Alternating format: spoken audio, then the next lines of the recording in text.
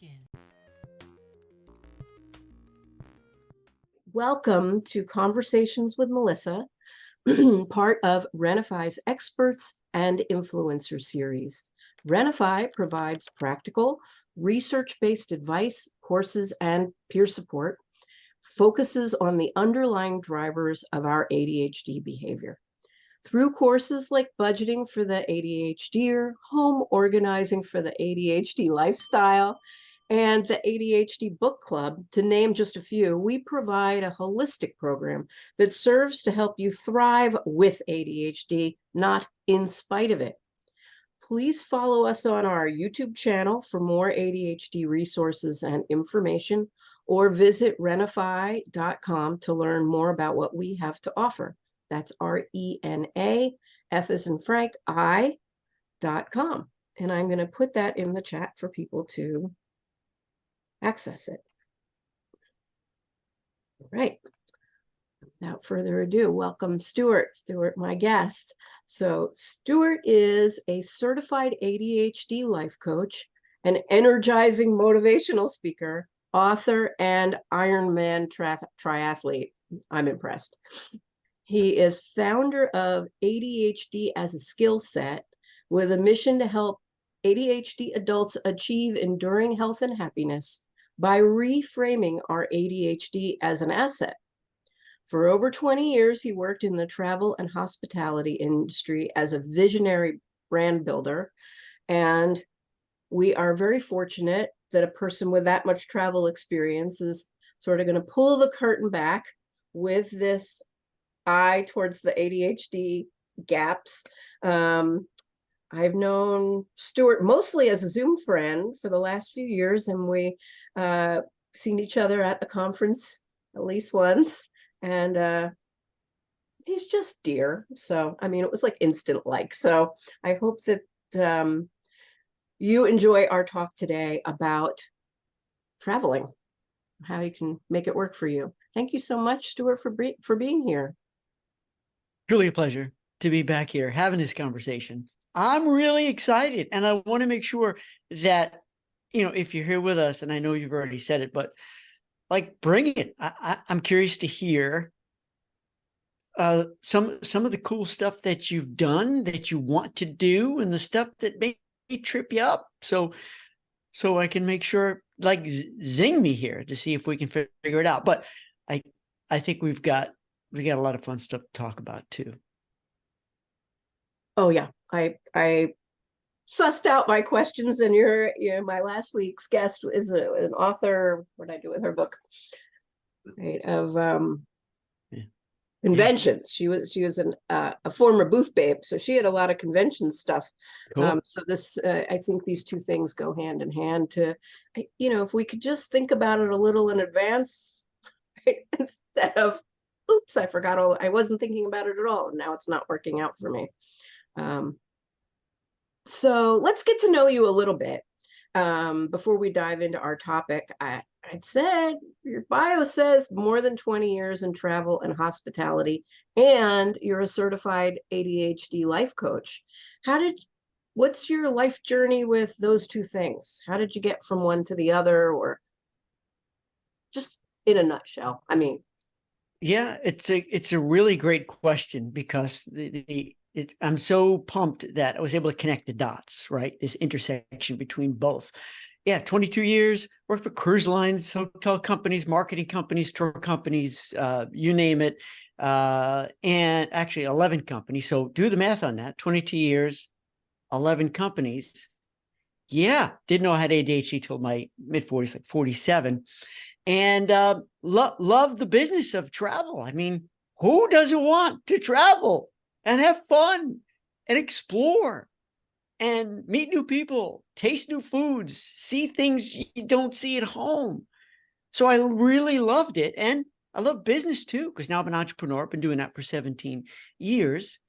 And basically, I've been training and teaching for the past 17 years independently as a speaker, right? And a business coach, and all in the travel hospitality business. Diagnosed 47 years later. I told my wife, I said, hon, what's my next step? I'm kind of getting tired of getting a little old. And when I say old, not old, but just old, and, I like to shake it up, right? I want new stuff. What's next for me? So I went on a silent retreat, which is hilarious for those of you who know me well. Stuart, silent. You don't normally hear that in the same breath. And I took my notebook. I'm a notebook guy. Are you notebook people? And I have a notebook for everything. And I wrote and I wrote and I wrote and I wrote. And I'm like, ADHD, ADHD, ADHD. Because back in the day at 47, the doctor just said, hey, take these and don't call me in the morning. Okay. So that's as good as it gets, right? That's it. Conversation for another day. And I decided I want to learn about me. I want to solve the mystery of me. And through that process, I'm like, why don't I go to school? Well, that terrorized me because I had been in school in a long time and it was all online. And I did. And I graduated. So here I am, a certified ADHD life coach. Fast forward, I don't know, 2 years in. And all my best ideas come when I'm about to fall asleep or about to wake up. I was about to wake up, when you're in that kind of foggy state, Melissa. Yeah. I'm like, I can do both. Wake up, wake up, wake up, Kimberly, wake up. I figured it out. We could do ADHD stuff, and I can see how we can help people by doing travel, like encourage, because we're so curious, right? We love it so much, yet there could be so much agita, great word that you used, by the way, in the promo piece, angst and stress. And I knew for me, I'm a work in progress when I travel, man. There's some things I've aced. I figured it out. We're going to talk about that. I'll tell you some stuff that still irritates me. Remind me to tell you about my TSA meets ODD, or actually ODD meets TSA story. In any case, that was it. That was it. I can actually connect the dots and do both. Both of my loves. Now, travel and hospitality, this is my final sentence here. This is important. Travel and hospitality is my passion. I love it. And I became a group expert. And I just got off a 7-day cruise. And I was working. Wait, watch. This isn't armchair travel. This is real. You leave the house. Oh, goodness. Yes. Yeah. And that was coming from New York at a wedding. So yeah. And we leave again for Boston. Then we have Baltimore for the conference. I'm in my happy place when I'm on the go. Right. And geez, and here we go. I was about to say something and I completely forgot. Yes. Travel and hospitality. That was my passion. My purpose is being a positive influence, an advocate for everybody with ADHD. I want to talk about it. And this is actually the last thing I'm going to say. Then we'll move on. When I was on stage on this cruise ship, I took the stage twice. About 1,000 people who were attending a conference, a franchise conference for Dream Vacations. Company I used to work for, they let me go. And they hired me back every year, almost every year, to do their conference. Don't burn bridges. When I introduce myself on stage, hey, everybody, I am your chief motivation officer and your certified ADHD life coach. Boom. And I went into my program. After I got up the big stage, both times, Melissa, I was surrounded by more people who wanted to talk about ADHD than the sales and marketing and, stuff, the motivation stuff I was talking to them about, because they said, oh my gosh, he said ADHD up on stage in public. So yeah, I'm in the right place at the right time. This is, I mean, just to underline it, you're not the first public speaker I've heard say that I have a friend who does stand-up comedy and rolled that into their bits. And then the audience is waiting not to, get an autograph or ask them anything about what their other jokes, but oh my goodness, you said these things and I resonate with that. You dropped a little bomb and there's like insatiable curiosity about it. So we're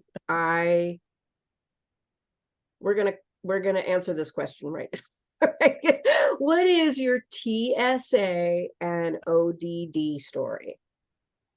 That was supposed to be that was my curtain call at the end. Oh, you We'll want do me it to now. save it? All right, because somebody is No, just like, no, no, what no, does no, that no. mean? So TSA is when you're at the airport and you have to let them x-ray you and go through all your stuff. That's TSA, which I can't travel something, right? Yeah. Safety something. So one of the things, uh, yeah, I don't know, TSA, whatever. So just so you know, I'm for the conveniences. Look, we all know you can pay extra for more conveniences. And for me, it's worth the investment, which also gives me global entry. Basically, you have a slightly shorter line, you don't have to take your shoes off. And you'd think the experience would be a little less anxious, which is really not true, which this is the story. Now, do I have ODD, which is oppositional? Hold on. I always forget. Defiant disorder. Mhm. Opposition. Now, some of you may have it. I'm not really sure. But I think when it comes to the TSA, I do. So here's the rub. I know stuff like that. You got to follow the rules, right? I mean, I want to get to my flight. These people are working hard. They're seeing thousands of people through. So I follow the rules because I want to get on my flight, not have any problems. I don't want to get the pat down and a private room check and blah, blah, blah, blah, blah, blah, blah. And inevitably, every TSA station, they have their own rules. And this just happened, and it happened twice, coming home and going. So here in Memphis, right, you don't need to put everything in a tray, right? I mean, this is like so silly, but it makes me crazy. So here I'm like, okay, as long as it's on the belt, you're okay. Put your backpack on, and I put my phone in it looks like a you know how you feed your dog in one of those bowls where you put the phone in, and no problem. And then when I was coming home, there was no problem here. So coming home, I just put my stuff on the belt, and the guy comes over, and like I felt like I was being yelled at.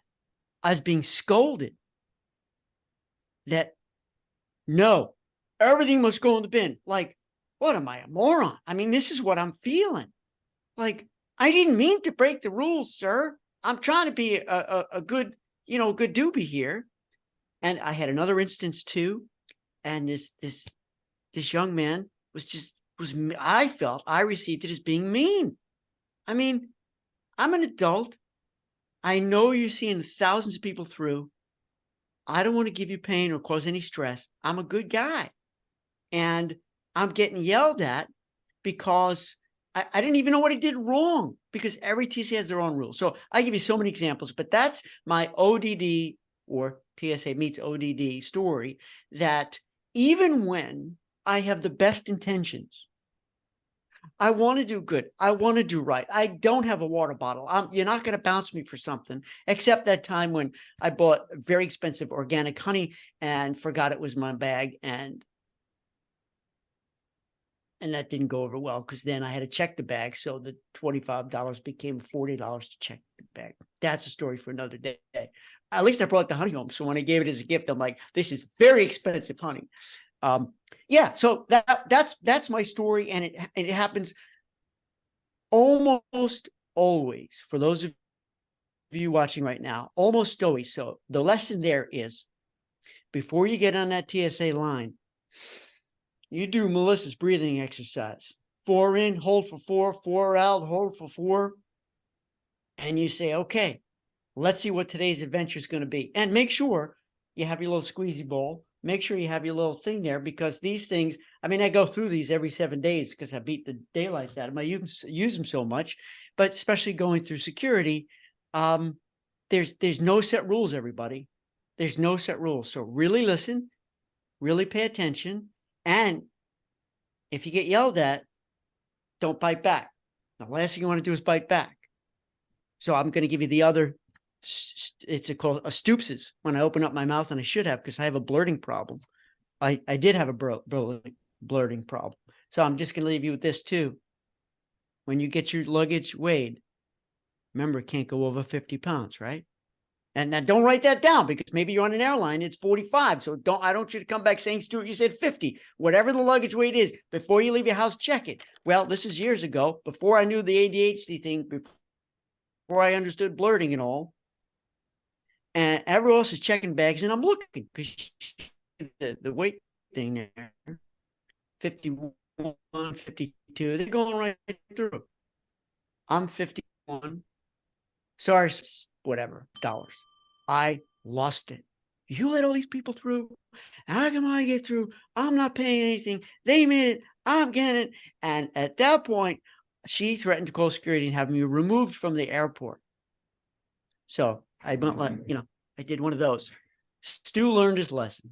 If they tell you it's a half a pound over, you say, not a problem. And you take out a couple of socks, stuff them in your pocket, and you're good. And there you go. Well, I feel like there's two things where I can really relate to you. One is, when looking at the chat, and Rick's got some things in here. The problem with the TSA is there's a power imbalance, and they're kind of bored hourly workers, and they have to say the same thing 100 times, right? And sometimes, me and my closed caption, right? Please repeat, right? They're only saying it over and over. I had a similar thing happen where one TSA person said one thing, hey, don't worry about it. The next person in the group of them said something different. So you kind of have to just roll with it. Whatever they say goes. And ain't it the truth? Yes. Peace, inner peace. So in typical ADHD fashion, we kind of started in the middle, and I want to go back one step. This is why it's helpful to have the cheetah sheeta, the little tool. And just to underscore, hey, where'd I learn that thing from? We did Effortless in the book club. Who's that by, Melissa? Greg McGowan, who did Essentialism. Yeah. So one of his things is to make things repeatable, is to make a tool, which you only need to make once, and then you can use it over and over to have things be repeatable, like a checklist. So that's more of me revealing what is happening behind the curtain.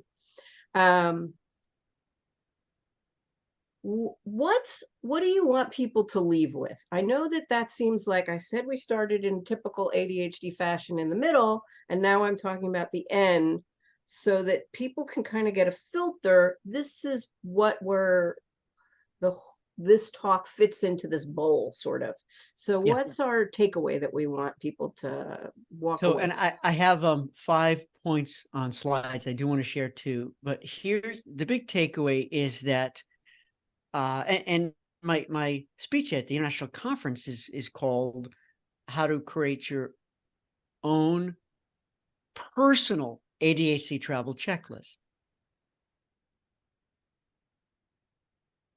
That speech and our conversation is brush your power chords. You don't need me. You don't need to show up here for that. You can make those lists. You can get them online, a billion of them.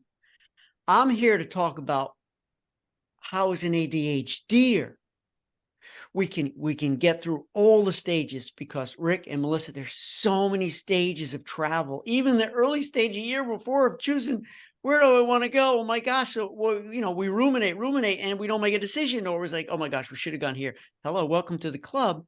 So there's so many steps, so many stages of travel that can really be a hard time. And my concept here, my theory here is that if I can help you today think about creating an ADHD travel list, so there's no doubt there's some physical stuff that I'd like you to suggest you bring, but it's so much mindset. It's so much mental. Know before you go. And I'm not going to go through some of that stuff. That's the premise. That's the theory here. And that I'm talking specifically to ADHDers. Now, a neurotypical can watch this and go, oh man, I'm going to do that too. Well, it's good. But I'm telling you what I practice. I only preach what I practice. And having traveled so much, especially this year and in the past, everything I'm telling you, I do. And it's so much up here. And final note, it's never perfect. It's all about progress, right? It's not perfection. It's perfect. So FYI, the travel list that I'm going to help you create for yourself, because your travel list is different from my travel list.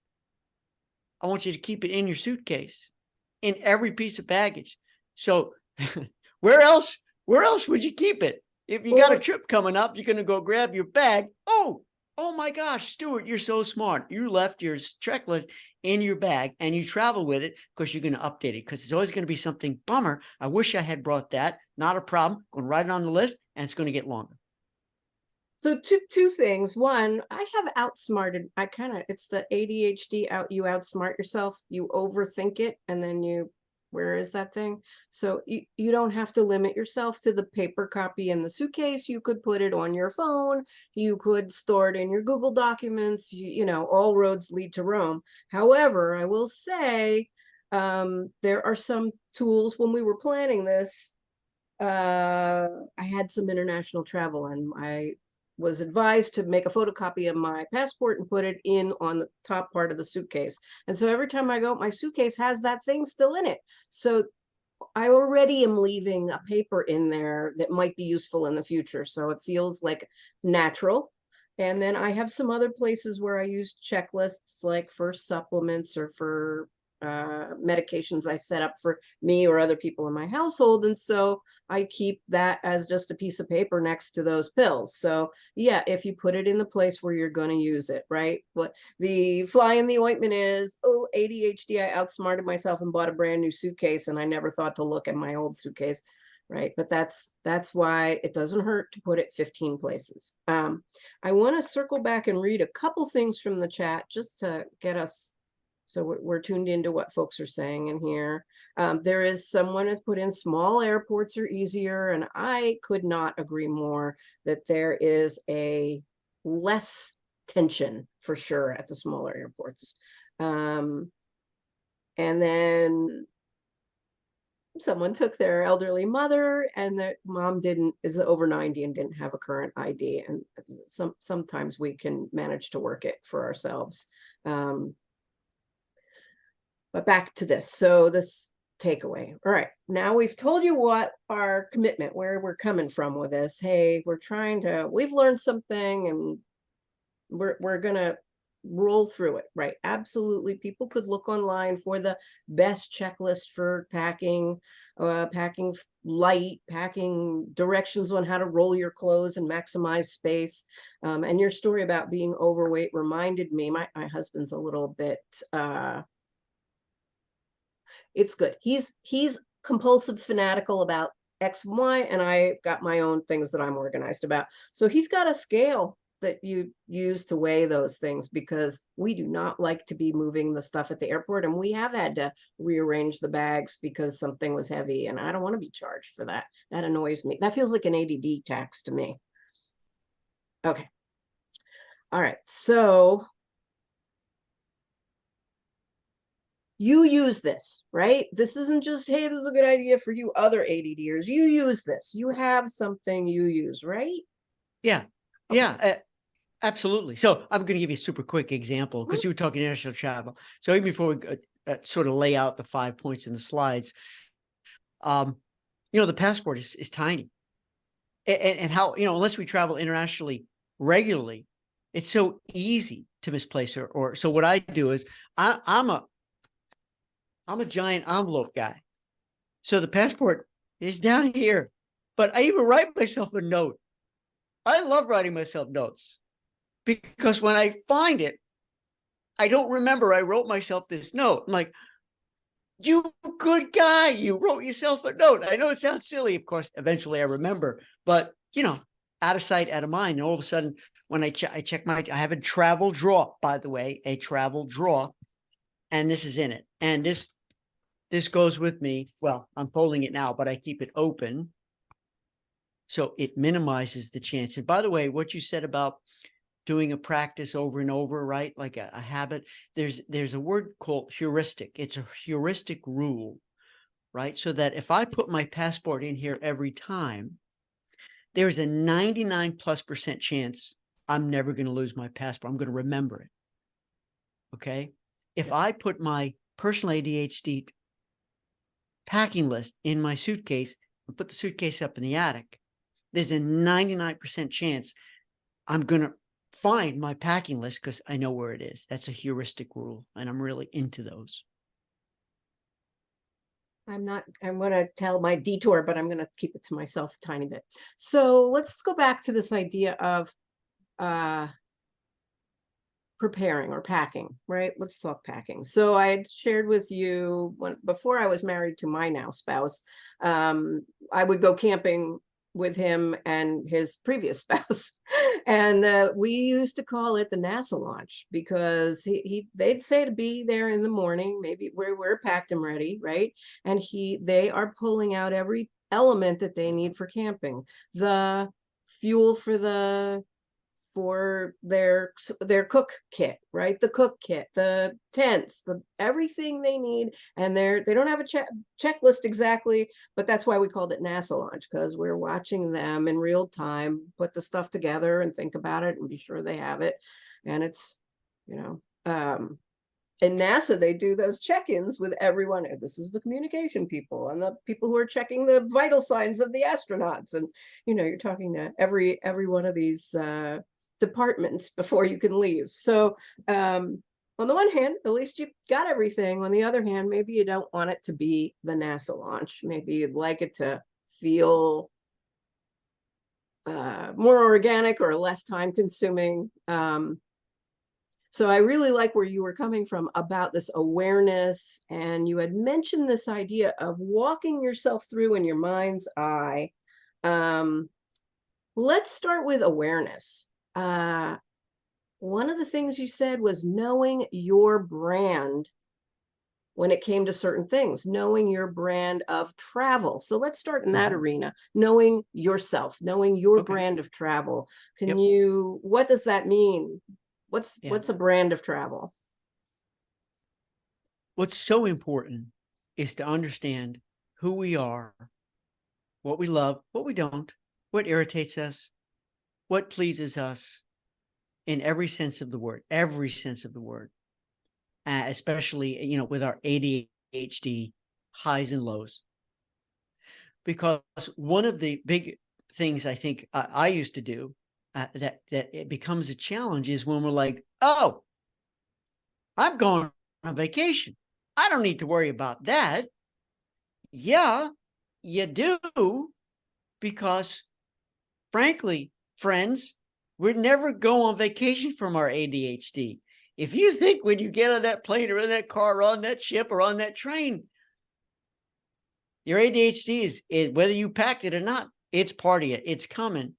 So please don't kid yourself to think that I don't need to worry about it. You do. In fact, multiply it or square it, because you may need to, because you're away from home.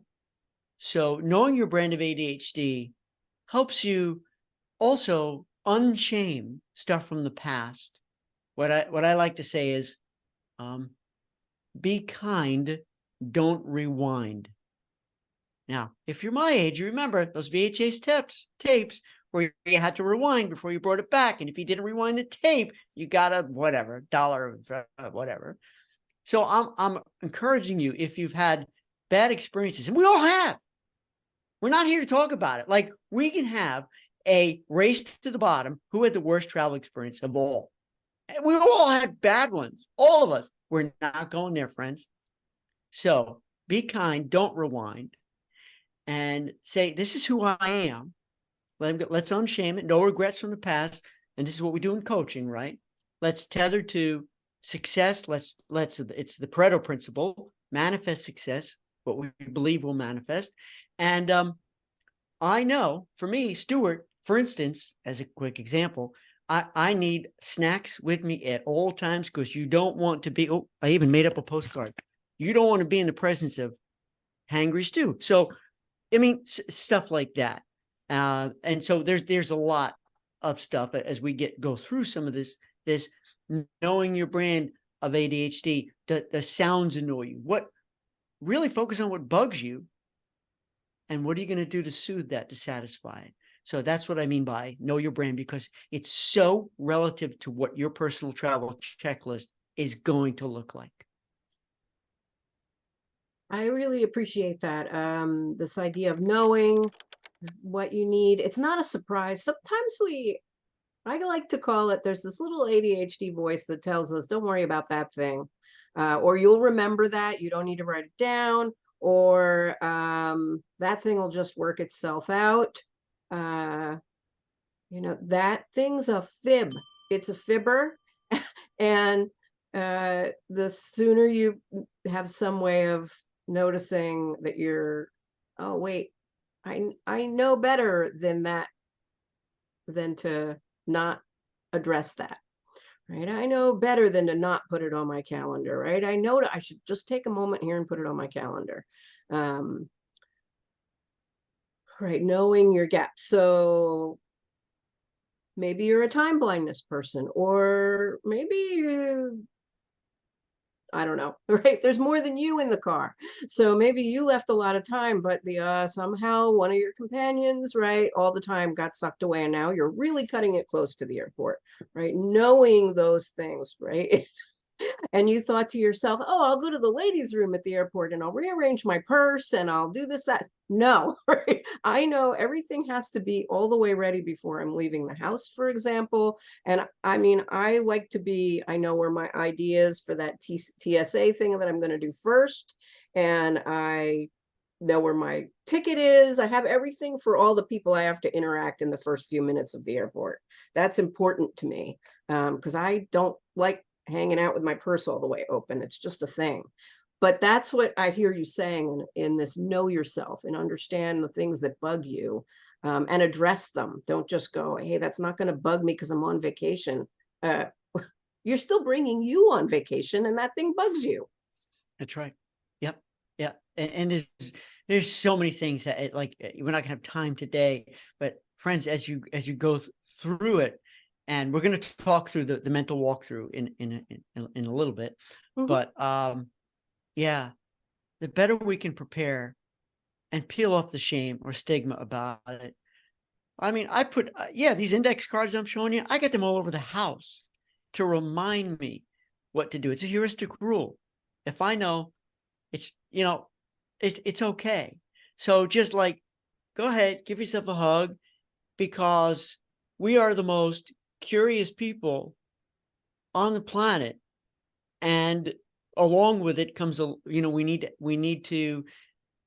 to do a few extra steps preparing it to reduce stress, reduce anxiety, increase convenience, so that, let me just put this out there, so that we don't come home feeling we missed something, we have regret, we have even more shame.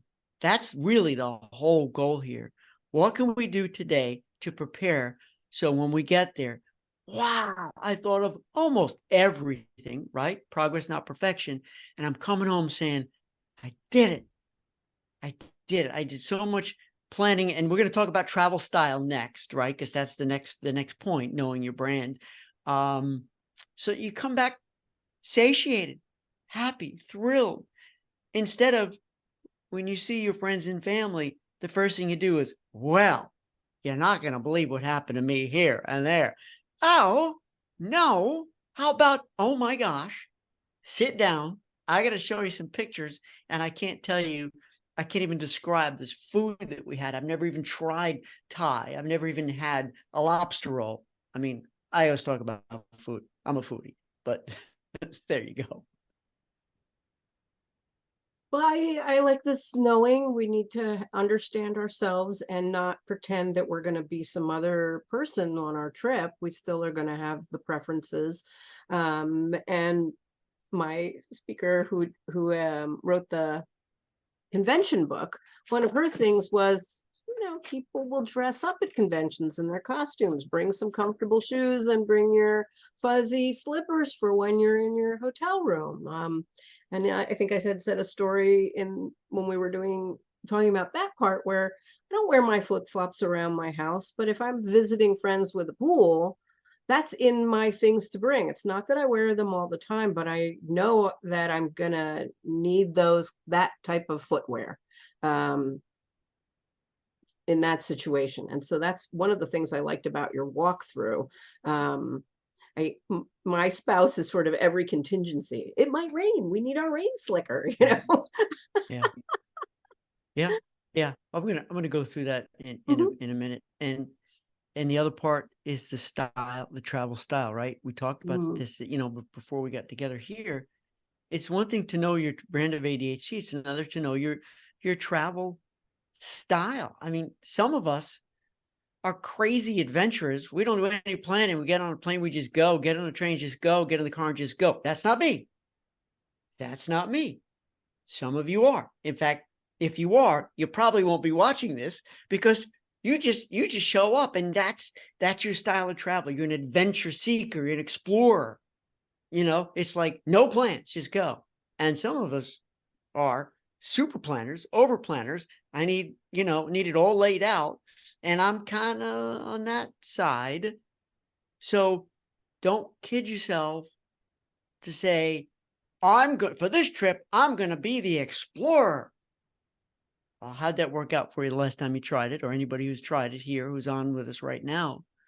Did you freak out like, oh no, where am I eating dinner? Oh no, it's sold out. We should have booked it before we left. There's so many things that you need to be flexible for if you don't pre-plan, if they don't work out, you get there. Uh-oh, look how long the line is. Right, bad weather. No, we didn't bring a sweater. I forgot to check. So know your brand of ADHD, know your brand of travel style, even before you do this mental walkthrough, which we'll talk about.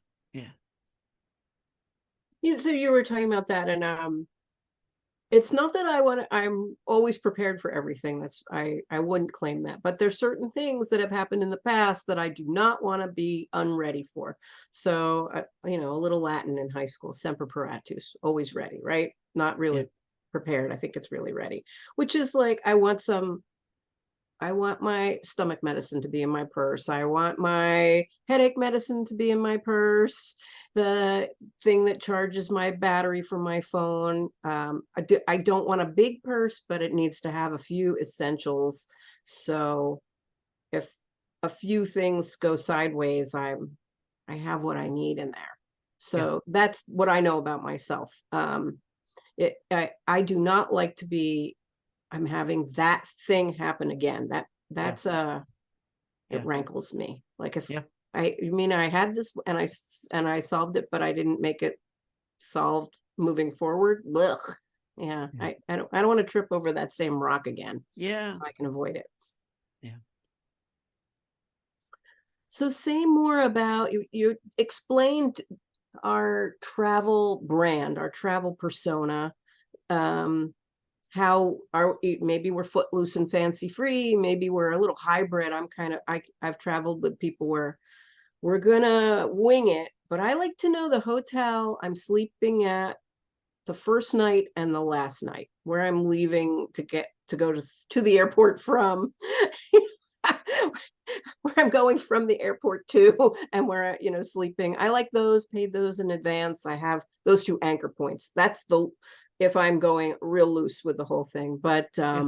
sort of the minimum I need. I that's for me. That's part of Yeah. my style.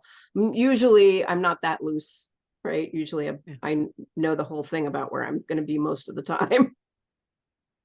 I'm going to give an example here. For me personally, and I'm curious if anyone identifies or resonates with this, I prefer not showing up to a restaurant without studying the menu in advance before I walk in. Or else everybody at the table will be really angry at Stu for taking so long to make a decision, because I can't make a decision because I don't want to miss anything. So I study the menu. My wife, Kimberly, nope. She says, you be you, study it. She says, but when I get there, I'll look at it. And sometimes I let the waiter decide, by the way. I'll say, listen, I'm looking at these three things. You bring me one, surprise me. And that's really cool. I like that. So If Done that that too. resonates with you, I knew there's a reason yeah. why we're so simpatico. But like stuff like that, if you don't mind walking into something and saying, oh, wow, I got these choices, bam, I'm going to choose that. If what I just said feels good, then you might be a bit more of an adventurer, right? A bit more spontaneous. By the way, you can still be a planner, a super planner, and still have spontaneity built in. I call that structured spontaneity. So, both can be true. And so really the way to do that, if you're currently not traveling and you want to travel, start traveling, think about your everyday life. How much preparing, how much. So I'm going to give you another example. I am, and please read the words very carefully. I am directionally challenged. I don't know if you can see it when I'm holding these up. Meaning, if somebody says, "Oh yeah, the pizzeria, just make a left at the stop sign," well, I will end up 6 hours south in a Chinese food restaurant because I can't remember directions. So what's very important for me is if I know, because we love exploring cities, we love going to New Orleans, we love going to Nashville, we love going to Chicago. We were just in Arizona twice. We love exploring, we love walking. I need to know where I'm going. And yeah, oh, that really helps. Having a Google map saying, Stuart, make a left, Stuart, in 6 feet, make a right. This really helps. However, I like to know where I'm going. So just another example of some of us are phenomenal saying, oh, I think that's north. I mean, if you asked me, I would say that's south. But you know what I'm saying? So know your sense of ADHD and know your sense of travel. Combined, that will really help you have the best trip. When we were talking this through, we had said some things about restaurants, for example. So, if your travel companion has some special needs in the restaurant, or if you have some other things about you, your brand, like your sensory things. Hey, I am not going to be in a restaurant where there's din, where it's loud. I mean, does that bother me a lot? Not so much, but when you're taking your mother a place, right? Or you're somebody you haven't seen in a long time and there's a live music. I mean, that's not the right setting. But knowing what you need from the restaurant as far as separate checks, vegetarian options, no grains, no dairy options, either for yourself or for people that you're traveling with. But these sensory things, sometimes we tell ourselves that little ADD fib. Hey, it's going to be okay. I will just get very close and then I'll be able to hear them. It's okay to advocate for what you want or need in the situation.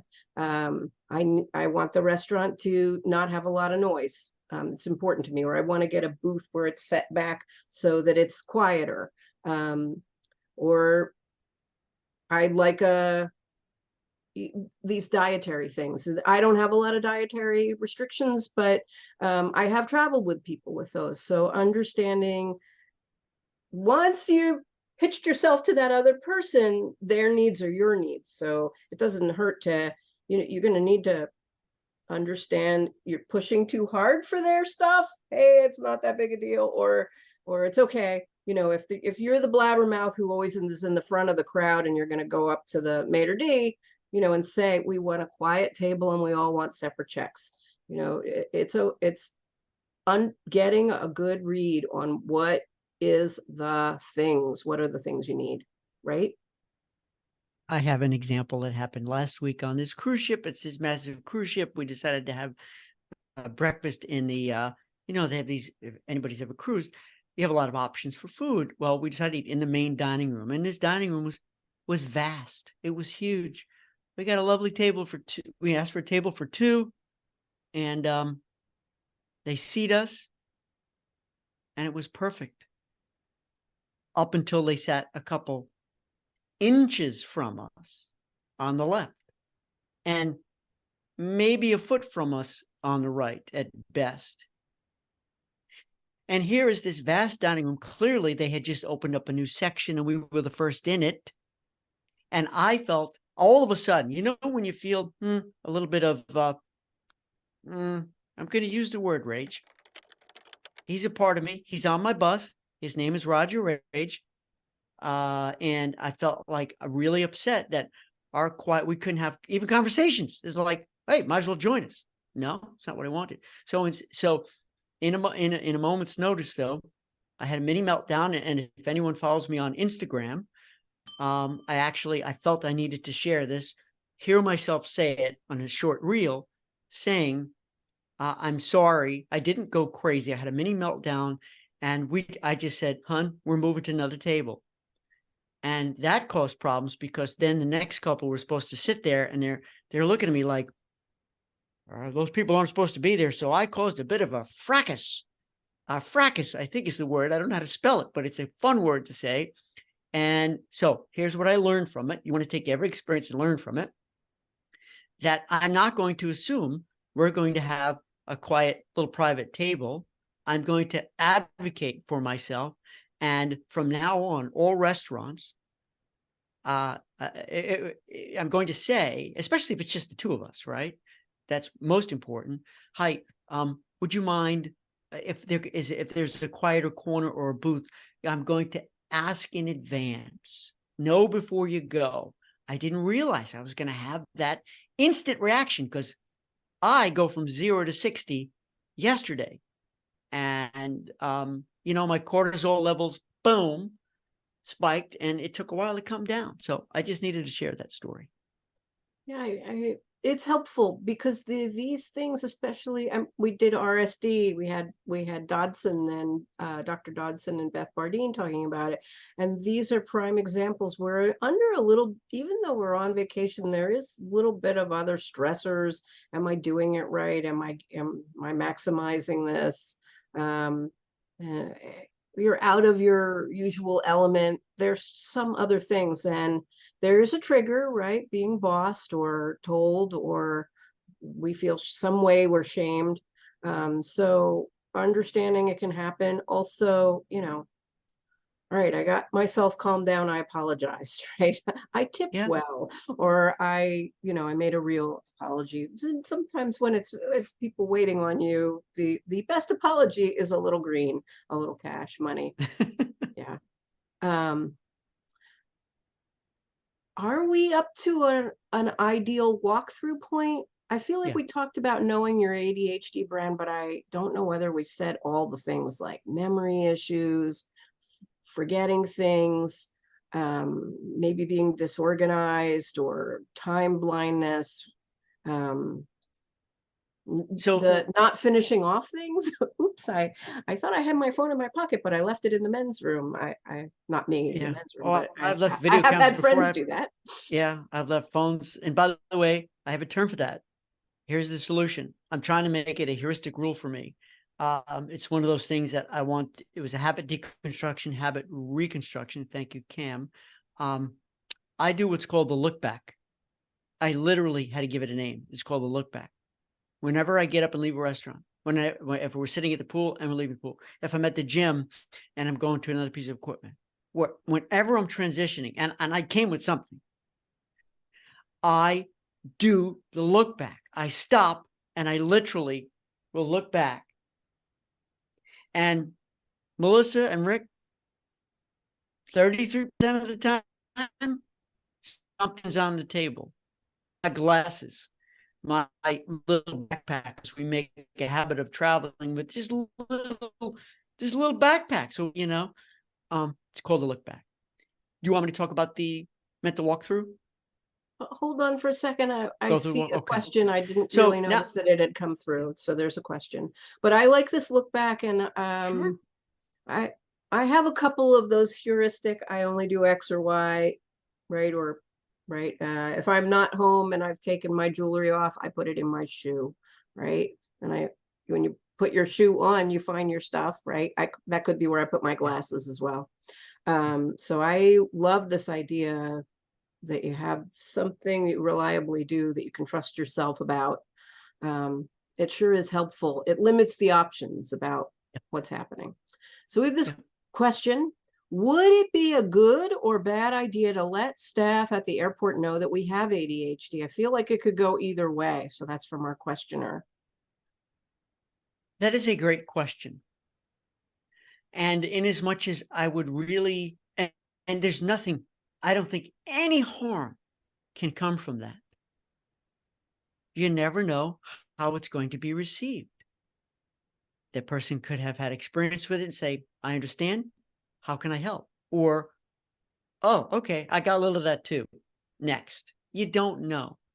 However, if it makes you feel good, deeply personal, saying those words, sometimes it's more healing it's self-soothing, that we've put it out there versus keeping it bottled up, regardless of what they do. Now, I don't know if anybody's with us today is familiar with, and I hope I get the flower correct, but I think it is a sunflower. There are certain airports in the country, I think only one or two, maybe three. Forgive me for not looking up specifically. I don't remember. It could be Seattle. It could be Seattle, where there is a logo. It's this logo. It's just a flower. All it is no words on it, friends. No words. And it's on the lanyard. And the staff at this airport they are trained to see anybody wearing that logo. They don't ask questions. They don't want to know if it's autism. They don't want to know if it's ADHD. What that says is there is an invisible disability. I'm getting all weepy here because I think it could be so powerful for those of us just wearing it and saying, hey, this is who I am. Give me a little extra time here. And hey, TSA friend who also has a family, they're under pressure too. Everyone's got a story. Be kind. Be kind. So that's something you may want to look up. I think it's a sunflower. I am going to look it up because a long time ago here in Los Angeles, I was on the disabilities something for the airport. And I think it is a logo with puzzle piece with a missing puzzle piece.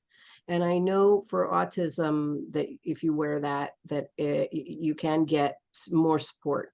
But it is for the invisible disability. So I'm going to look it up and just double check. But I agree with you. It's hard to know how it'll land with people at the airport. So if you have difficulty walking or mobility issues, you can request at any airport in the United States, you can get a wheelchair. So if you thought that would support you in not forgetting, because then you'd have a person who wheels you through the airport and kind of make sure you have all your stuff at the end. But I don't want us to get extra stuff we don't need, because you need to build in time for this wheelchair. You need to sit somewhere and wait for the person to come. And this is not you arrived late and you're hoping it's going to work out for you kind of service. You need to, it's another planning thing. But I will look up the thing from TSA, because I agree there is a TSA thing for invisible disabilities, and it's a good question. I think that your answer was very thoughtful, in that there may be some way to communicate it, and understanding whether it's going to be helpful or then become its own can of worms. That's an important element to consider for us. Yeah. I wish it was a sunflower. I think it's this puzzle piece thing, sunflowers. Yeah. Okay. And it's not TSA. It's actually, I believe it's the airport. Yeah, we'll do some research, and I know we'll let everybody know, because I love it to pieces. I think it's brilliant. So let's do our walkthrough part. Let's just take us through. This is in your mind's eye. This is your way of building out, what am I going to need? Well, what do I want? So I started doing this years ago, even really before I knew I had ADHD. Why? Because I always knew I had this superpower of being a visual thinker. Who knew that it's very common amongst ADHDers? Not all of us, but many of us are very visual thinkers. We can see things. We can just see it. So many of us, how many people I've interviewed from my podcast and my book, ADHD Unshamed, these young people, they're going to write a movie. They're writing a script. I'm like, you go, because they see it. In any case, oh my gosh, I went down that bring me back here, Melissa. This is an ADHD. Yeah, well, I don't have to even make that Hey, excuse. I do Yeah, this too. the visual. You're right in the I've middle got of it, and where did all the words go, it. right? Right. So Okay, just so so you we're doing know, the walkthrough. yeah, I just have to say this too, that when I'm on stage speaking, I love public speaking. I love it. It's my happy place, my happy space. And I know what I'm going to say on stage, not verbatim. I don't do, it's nothing is memorized. I go with the flow, audience engagement, and ideas pop into my head. I'll make random left turns, random right turns. Sometimes I'll forget where I was. And I have a certain amount of time. I got to get off that stage before the hook comes. So now, because I'm so comfortable and confident in who I am, it's all right. I will tell the audience from the beginning, hey, by the way, if all of a sudden I seem to be making a random left turn, giving you a personal story, a little bit of an anecdote, and you see me freeze, I'm like this. That means I have no idea where I came from. So I need one person in the audience to bring me back. It is hilarious because it always happens. I don't plan on it. Like it just happened just now. And they pay more attention to me. So it's like this speaker's trick, but it really works. Let me get on point. If you're a visual thinker, I would strongly suggest that if you can do the whole trip in one sitting, do one day at a time, sit comfortably. And I know the word meditation can scare some of us. I get it. However, this is a really, maybe not physically active, but it's a very mentally active meditation. You do a step-by-step run through, walk through of even leaving the house. No, let me back it up. Hold on. The night before, what are you going to do to get into bed? How are you going to prepare? Right? So you can even start back there. We have a garage. I put the bags in the car before I go to sleep so I don't leave anything out, for instance. Do that mental walkthrough. What's it going to look like driving to the airport or catching the taxi? Where are you going to park? That's a big deal for me. And I always park on level 5. Always. Heuristic rule. I take a picture, by the way. I take lots of pictures, friends, of where I park, of the bags that I'm traveling with, everything. Just threw that in. What's it going to look like? This is a big one. Hold on. I don't know if you can see it. The in-between. What is it going to feel like when you're on the in-between? Or what are you going to feel like when you're standing on a long line?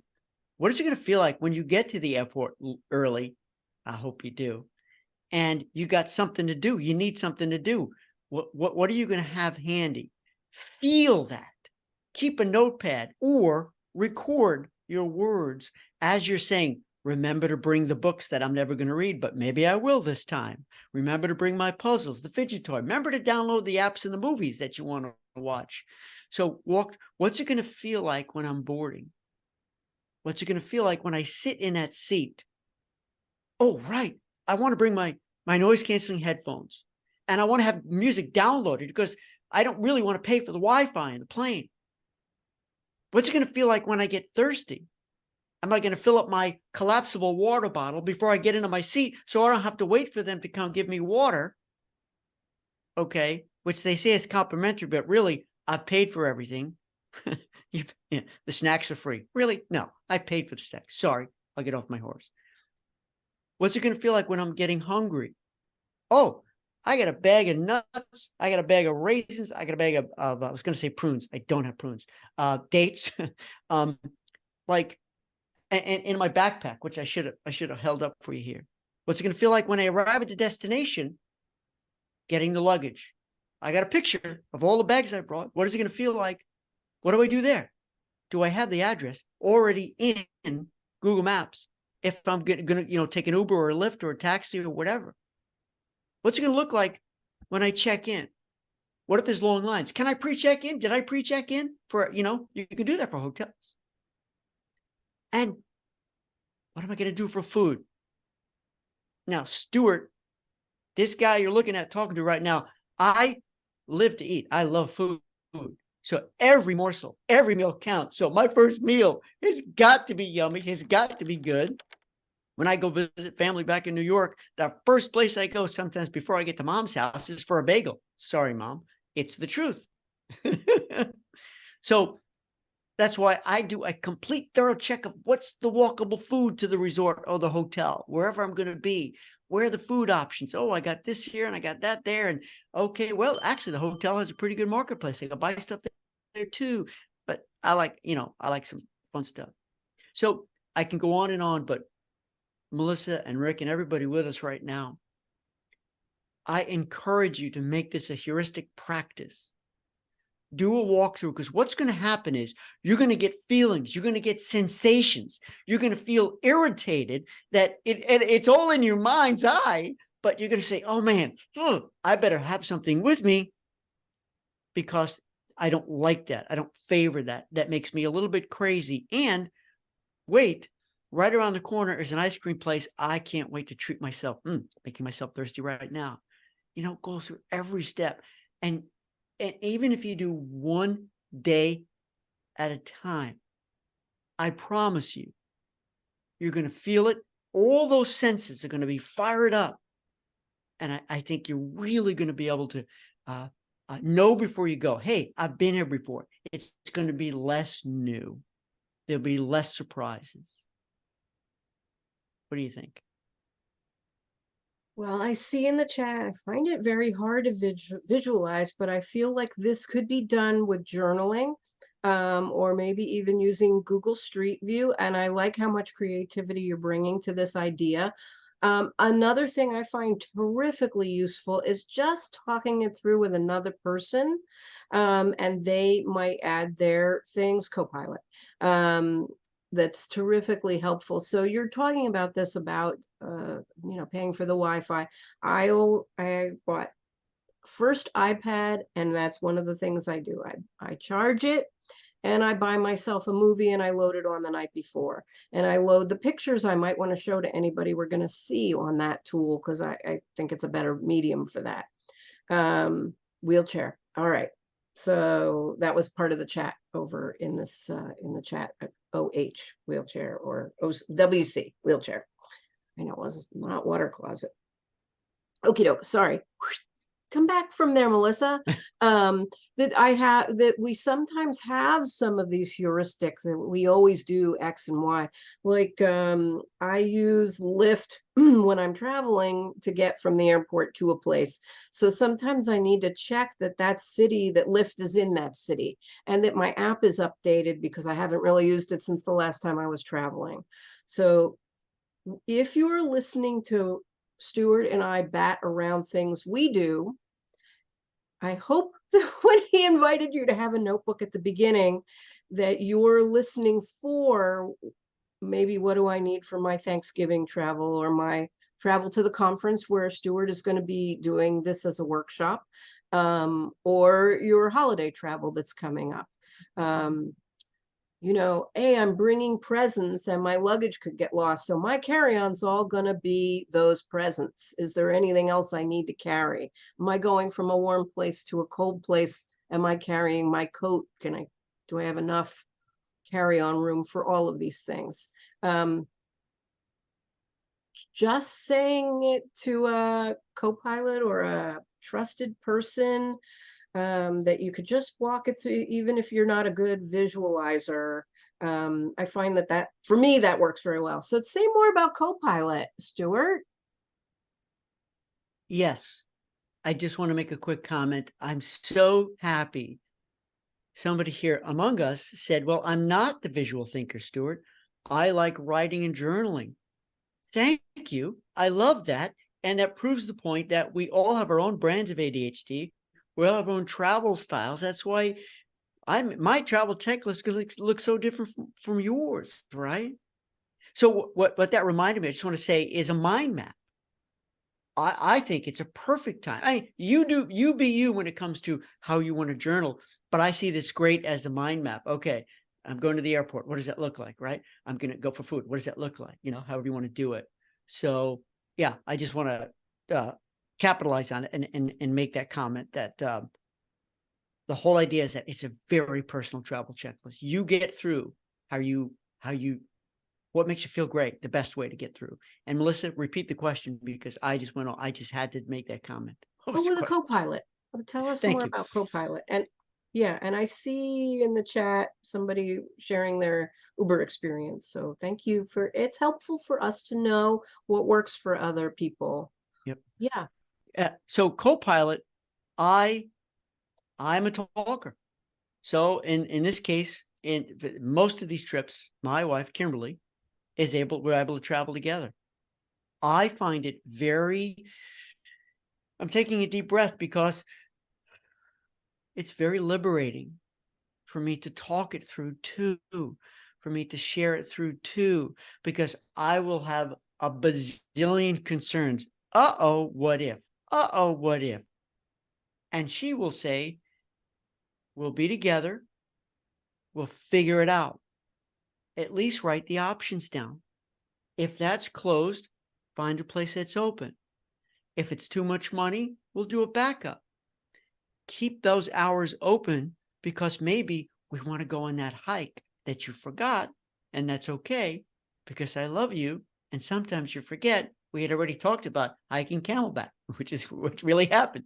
So having a co-pilot, whether it's a friend, whether it's your kids, whether it's your parents, whether it's your partner, I think is critically important to this too.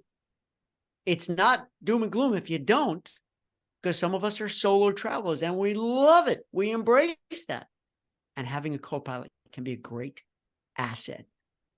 Talk it through. Maybe it's not a mental walkthrough. Maybe you're going to sit there and have a cup of tea and do that. Yeah, I thank you for bringing that up. Having a co-pilot's a wonderful thing. Well, we have some other folks who like to have a co-pilot, and I am a child of parents who divorced, and I became my mother's travel companion. And one of the things, I'm a minor, right? She has the money. It's not like I'm carrying money or I can make decisions, but she could get herself very nervous. So she would tell me where she had put everything in the purse. This is where the traveler's checks are. This is where our passports are. And if she lost her glasses, I was number one find glasses person. So I got this co-pilot thing kind of mastered that a little bit earlier in life. But it is terrifically, you don't have to keep it all in your own mind. You could tell your partner where you put things. I walked into a hotel room. I felt like I did this, that, the other, and then I could not find an article of clothing that was black on the black tabletop.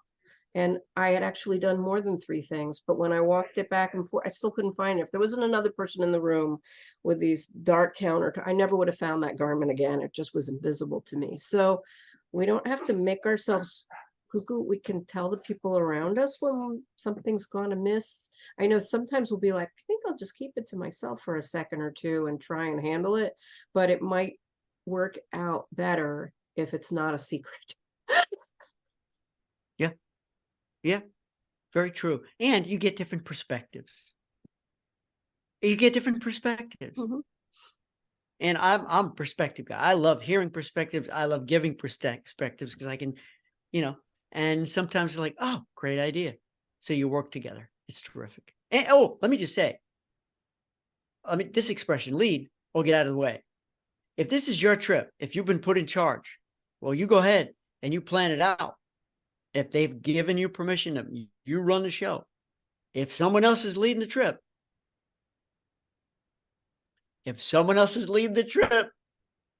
you got it.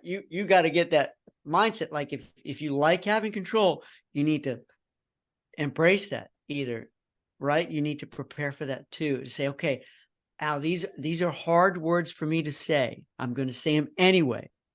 Go with the flow. It's hard for me to say because I don't always like to go with the flow, But sometimes when someone else is leading it and we're the co-pilot, right? They're the pilot. We have to embrace that and be prepared that everything that this person has decided to do may not be the perfect thing for us. And we're going to go with it. Why? Because we're going to be generous with our patience. We're going to be generous with our love, our compassion, our empathy. And we don't want to put a damper on the event for everybody. And what I have found is that sometimes when you go with the flow, surprises happen, good surprises, beautiful surprises. Boy, I wasn't really looking forward to that. I was disappointed. And when we got there, this museum was amazing. So glad we went. It's so interesting, the idea. There's mystery. We don't know everything that's part of why we took the trip, is for the unknown parts. Way back when my sister, my mom, and I traveled together after my parents' divorce. So she's late teens, maybe she's in college, me sort of a tweener kind of age. And we had gone, I want to say Spain, Portugal, and we had gotten some fresh cookies from the bakery, and we're eating them and laughing, and we're jet lagged. And of course, some little creature is in the cookie moving around, and my sister's like, "Oh my God, there's a creature!" And my mother's like, "Oh, it's extra protein." We still laugh about that. It's still hilarious to us. I don't think she ate it, but the unexpected happens, and it's not always going to be a bug in your cookie. Sometimes it's a person who sees that you're looking around and says, "Oh, did you know there's this special something over in this part that you didn't know about because you don't speak that language?" And when you're in your travel, my mom and I were in Egypt. I'm a very petite 15, a very small 15, and we could not get across this main drag, and a woman, head to toe, black jalaba, all the way covered. I think I looked like a boy in those days. I had very short hair, and she took my hand and got us across the street. She just knew we were never going to get across, and helped us. And so I never will forget that people around the world, they don't need to speak your language to connect to you and to be helpful to you, and for you to know this is a great place to go. I want to come back here. Yeah. Yeah, very true. Let's talk about international travel a little bit. I don't know how many people in the room are interested in it, but you had a couple of extra caveats or extra things to think about among them. So I thought, let's put that out there, and let's put that part out. Yeah. So this, if you want to travel internationally, no doubt there's certainly more preparation, right? Like when we just did our travel retreat, we did a women's retreat, our first one in Jamaica. Of course, while they do have a different local dialect there, of course, they all speak beautiful English, and I love Jamaica and the people, and still there are certain things you need to know before you go, right? Of course, the documentation, and some countries require different forms for you to fill out before you get there, because if you wait and if you have to do it at the airport upon arrival, well, that's going to slow down the process. That could be a half hour, 5 minutes, could be 2 hours doing something manually. So if there's a way to do these forms before, boy, it will just reduce stress and anxiety and make the trip so much easier. The other part is currency. You don't want to get there and end up having regrets that, oh man, I should have changed currency, or I didn't need to, because they do accept credit cards. And be careful of which ATMs you use, because sometimes they're the tourist ATMs and they take 20% of every dollar, whatever. So Melissa, there's a lot more research, I feel, that can, not should, but I use the word should, that can go into planning international travel, because the currency, your cell phone, if you didn't already have international service, you don't want to put your cell service on, because you're going to get a whopper of a bill if you do international roaming. And food, familiarize yourself, especially if you have lactose intolerance or if you need to eat gluten-free. We had a young lady who has celiac disease. Well, she wasn't going to come with us until she knew for sure she would be able to eat and not get terribly ill. So know yourself, know your body. Don't kid yourself to think it up. It'll be fine. I'll figure it out when I get there. Maybe not. And also just the general safety of areas. Are there Ubers? Are there Lyfts? What's their local, transportation? Can you walk? I love, whether it's domestic or international, I love walking. Where can I walk? I'll look at the map before I get there. I'll ask at the hotel desk when I check in, hey, is there a running track, a jogging track, a walking track? What do you recommend? Right? So there's definitely that element. And of course, this goes without saying, you want to get back to that airport for international travel super early because it could be a slightly more complicated check-in process. So yeah, there's a lot of layers to international travel. And I want to put this out there too. It's just important for me to say to everybody that, yeah, know your brand of ADHD and embrace it. Know your brand of travel and embrace it. And if you specifically are looking to grow and try something new, I would never, ever want to be the guy who said, nah, stick with what you know, stick with what you do. Because life is all about growth and experiencing new things. Let me sum it up this way. If there's something in your world, in your life, when you think about travel and your first reaction is, man, that's outside my comfort zone. So if anything we've talked about right now, if there's this destination you've always wanted to go to, whether it's on a cruise, whether it's skiing, whether it's going on a river cruise or mountain climbing or skydiving, whatever it is, if it's outside your comfort zone, but deep down inside you really, really wish you can try it, you can taste it, you can smell it, you can see it, you can feel it, then I say, do the work so it becomes your new comfort zone. Because when we say step outside the comfort zone, it's like we're about to fall into the abyss. But if we do the work and prepare mentally or physically, there's nothing like challenging ourselves. Like I know you had said the Ironman before, just so you know, I did the half Ironman, which is still 1.2 mile swim, 56-mile bike ride, and a half marathon. Done 2 of them. I've done Olympic distance triathlon. If you had asked me 2 years prior, there's no shot to do something like that. But I made the decision, Stuart, give it a go. Try it. It's the same with travel. We can practice. We can figure it out. We can educate. We can train for it.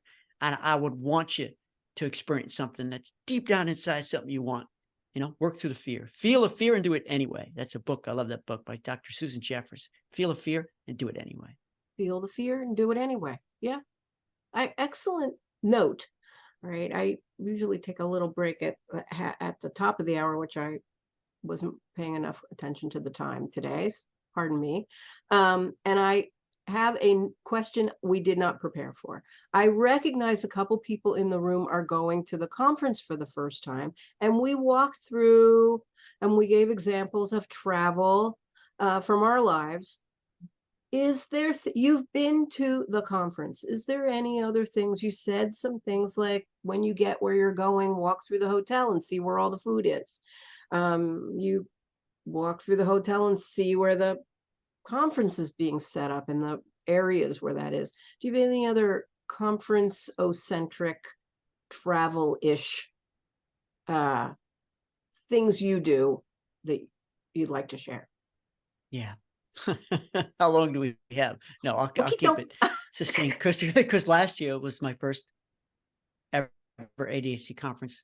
It was my first time being with 600, 700, 800 of my closest friends and family who had ADHD. And I say closest friends and family because there's this invisible connectivity that it's like there's a chemistry there. So if you have this fear that you're not going to meet anybody, you're not going to fit in, I'm telling you, just go with an open heart and open mind. And it's like you feel like brothers and sisters. You just feel this beautiful connectivity. I can't wait. I made so many friends, and I'm an extrovert, but still. So just go open mind, open heart. The other thing I would like to suggest is definitely look at the schedule. Please, I encourage you to plan your route, plan your day, go from here to here. Now, it can change. However, trust me on this, right? Melissa, right? It is overwhelming. And if you plan a bit, it'll be more whelming. But I promise me, there are so many things happening at the same time, concurrently and simultaneously, that, watch this, boom. I want to be here. I want to be here. And I want to be here. How am I going to do all this? Remember to drink, hydrate. Remember to eat, even though I'm doing a lunch and learn. Bring your food, but come see me. Please, I want to meet you.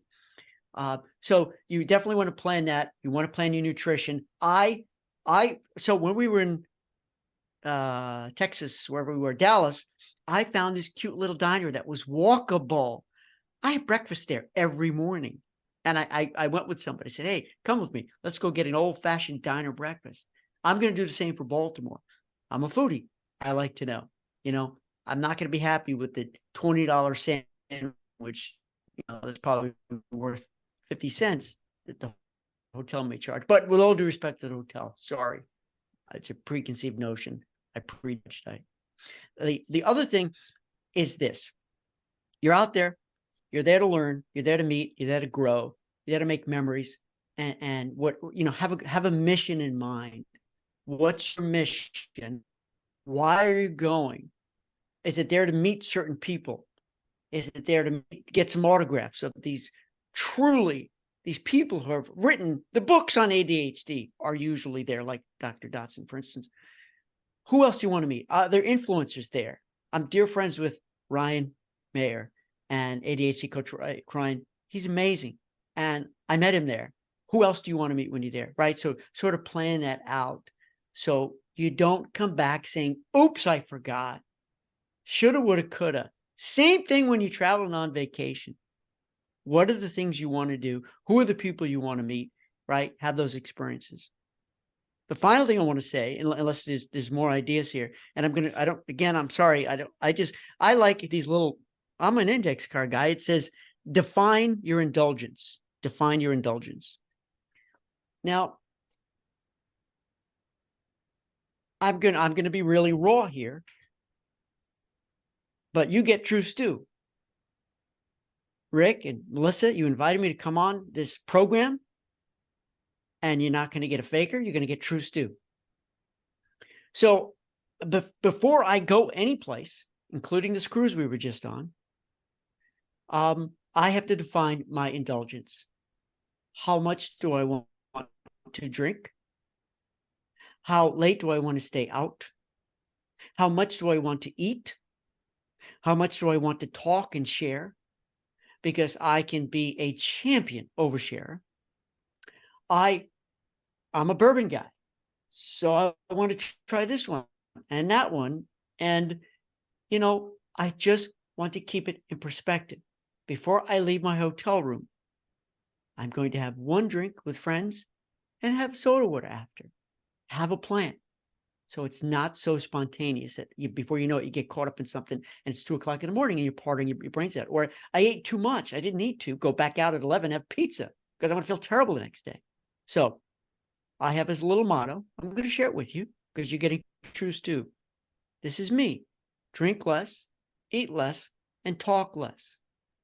That doesn't mean I'm going to talk less. It means I'm going to measure my blurting and my oversharing. Because when you come to this conference, friends, if you've not been before, everyone wants to share.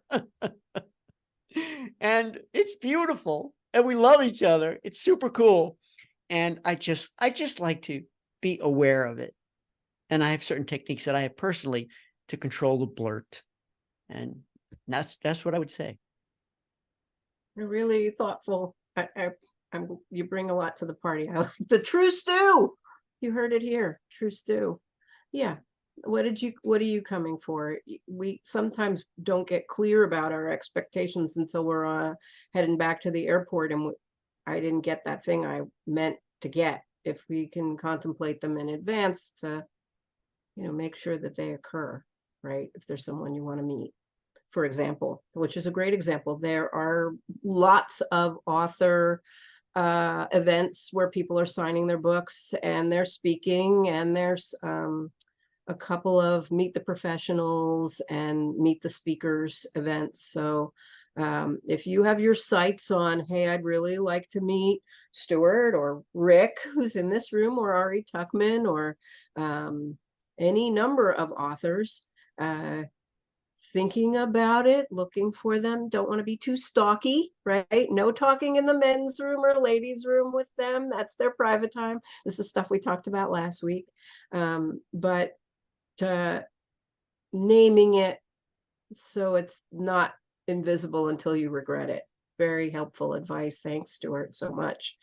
All right, those of you who are going to be there at the conference, as I mentioned, both Rick and Stuart are going to be speaking. I think we've hit all the notes we planned to sing and a few more. I really like that, the look back. You hadn't mentioned that in planning. I wrote that down. I think it's so good. And I noticed other people were like, oh, I do that. And they're, yeah, that's right. You have some good strategies. We sometimes forget them. Hearing other people talk, oh, I have a good strategy for that. Yeah, helpful. Okay, so let me say a couple of things. First off, thanks to Renify for being our host for this evening. If you were a Renify member, this week you would have access to some of the things that are happening at Renify. Monday, Wednesday, and Friday morning, we do exercise with friends, which we also known as PT with pals, for a half an hour. We do group meditation together, guided meditation. Those are just a half an hour, so you get it and you're on to the next thing. There is accountability and body doubling sessions most days of the week. We have a sleep routines accountability group. We're in the midst of that series. We just completed Radical Guide for Women as our book club book, and what are we going to do next year? And there is always office hours with Rick and our success clinic for sharing your recent wins and challenges, and finding out if other people have a strategy for that. Hey, do you have a strategy for that? So at Renify, we teach about the underlying drivers of our behavior, and that knowledge leads to better decisions, and better decisions lead to an improved quality of life. Visit Renify, RENAFI, and discover how you can experience financial wellness. In the new year, I will have a couple of name dropping guests. So I thought I would name drop them here, which is to say, author of Your Brain's Not Broken, Tamara Rossier, will be a guest, and author of a book for couples impacted by ADHD, Anita Robertson, will also be my guest.